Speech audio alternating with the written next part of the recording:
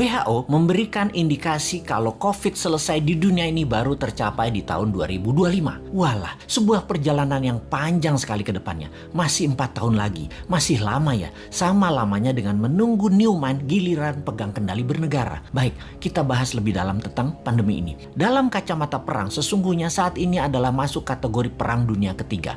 Perang dunia secara harafiah ya artinya ada musuh bersama.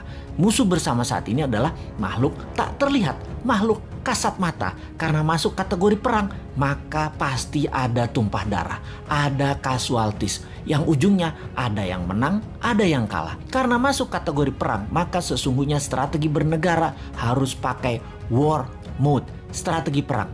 Dalam strategi perang, jurusnya cuma satu, survival, harus hidup. Terlepas nanti perangnya kalah atau menang. Untuk hidup, kita lakukan apapun sekali lagi untuk tetap hidup. Apalagi sebuah bangsa yang harus tetap hidup. Apalagi sebuah negara yang harus tetap hidup. Dan dalam mempertahankan kehidupan bangsa dan bernegara, yang unggul bukan hanya hidup, tetapi juga memenangkan peperangan. Untuk menang perang, kita harus bertempur hebat, punya mental baja, kompak, dan punya strategi jitu. Menurut pakarnya, siapa lagi yang saya ambil referensinya kalau bukan Ibu Siti Fadilah yang saya kenal baik. Beliau banyak menginformasikan melalui YouTube channelnya juga. Kita sarikan bahwa virus punya sifat alami untuk survival, untuk tetap hidup. Biasanya punya 3 periode mutasi. Mencontoh Spanish flu di awal abad 20-an. Gelombang pertama, gelombang kedua, gelombang ketiga, virus bermutasi. Seperti bola dilepas dari tangan. Pantulan pertama lebih tinggi, pantulan kedua lebih rendah, dan pantulan ketiga terendah. Virus pertama kekuatannya terlemah, gelombang kedua mulai menguat, dan ketiga terkuat. Itu adalah hukum alam, dilihat dengan kacamata, disederhanakan. Lalu kita lihat strategi bernegara. Ada yang pakai vaksin solusinya, ada yang pakai imunitas, ada yang keduanya dikombinasi. Amerika di zaman Trump pakai cara yang terlihat kasar, yaitu membiarkan rakyatnya terpapar dengan cepat dengan niat agar herd immunity tercapai alami, juga dengan cepat karena yakin imunitas rakyat Amerika baik dan sistem kesehatan Amerika terbaik di dunia. Casualties atau korban perang di bawah 1,5% ternyata.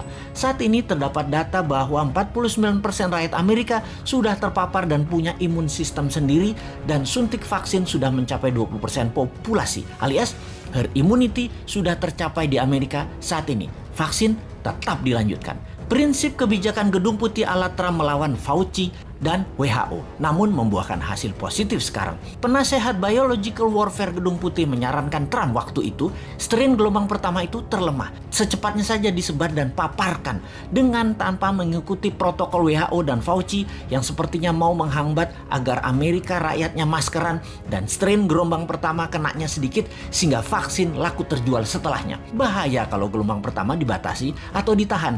Keserang gelombang kedua, pertahanan imunitas masyarakatnya kurang. Jadi gelombang pertama lepas saja. Toh sarana kesehatan bagus.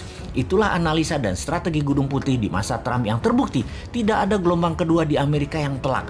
Pada saat ini karena herd immunity tercapai, Amerika menang perang melawan COVID. Tiongkok pakai cara kedua, terbanyak pakai vaksin lokal produk mereka sendiri, di mana herd imunitas alami tercapai 20%, yang saat ini 40%-nya ini pakai vaksin, di mana 3 bulan lagi herd immunity di Tiongkok tercapai dengan vaksin lebih dari 60% populasi dan 20% natural imunitas. Tiongkok menang juga perang melawan COVID. Gelombang kedua ketika terlambat vaksin dipakai maka akan berat karena mutasi virus sudah lebih kuat. Dan yang tanpa vaksin terpapar gelombang kedua menjadi berat lagi pengaruhnya atas kesehatan adalah benar. Strategi yang harus cepat-cepat dilakukan adalah vaksin disuntikan ke masyarakat. Di Indonesia, ketika gelombang pertama ternyata hanya memapar 10%-an populasi, dan vaksin saat ini baru mencapai 20%-an populasi. Saat ini gelombang kedua terjadi di Indonesia. Sementara yang berimbas atau vaksin atau yang punya herd imunitas baru mencapai 30%-an populasi. Dan hanya mereka inilah yang mungkin kuat terhadap virus gelombang kedua saat ini. Dan mudah-mudahan sekali lagi tidak ada gelombang ketiga mutasi COVID, yaitu COVID yang terakhir mutasinya yang terkuat. Kita harus segera mencapai herd imunitas saat ini, segera. Inilah hal yang kasihan pada pemerintah saat ini. Kita tidak menyalahkan hal ini sudah terjadi, tetapi kita harus melihat ke depan. Sistem kesehatan kita belum sebaik negara maju. Imunitas vitamin, makanan masyarakat juga belum sebaik negara maju. Maka yang terbaik kita bantu pemerintah saat ini dengan PPKM-nya Jawa Bali, kita taat 100%. Diam di rumah selama 3 minggu, gunakan minimum movement selama 3 minggu, makan sehat, hidup sehat, baca buku, dan olahraga. Ini semua karena sudah kadung, dan kadung juga pemerintah beli vaksin banyak banget, sampai 400 juta katanya, untuk memvaksin seluruh rakyat Indonesia. Vaksin ini ada batas waktu, ada expiration date, jadi harus cepat-cepat. Pandemi, kalau penanganannya benar, sarana kesehatan baik, dan imunitas vitamin yang didahulukan, menurut Ibu Siti Fadilah, dengan 50 juta vaksin cukup kok. Kecuali pesan banyak ini karena sekaligus jadi proyek pejabatnya. Ya walahu alam.